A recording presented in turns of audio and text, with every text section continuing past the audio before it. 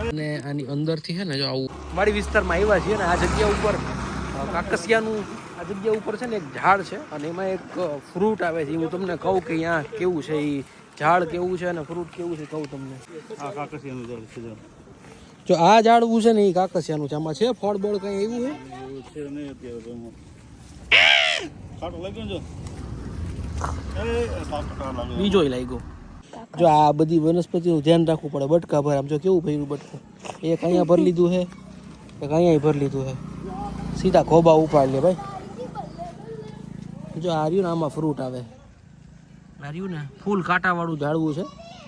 હવે તમને છે ને બધાને હું એ દેખાડું કે એ ફ્રૂટ છે ને એ કેવું હોય, એનો ઉપયોગ શું. એ બાજુ છે ઓકે. આ જગ્યા ઉપર એવી રીતે રોડ ઉપર તમને એ બધી વનસ્પતિઓ જોવા મળે. ઓહો કાંટો લાગી ગયો. અને કાકસિયો કહેવાય બરોબર.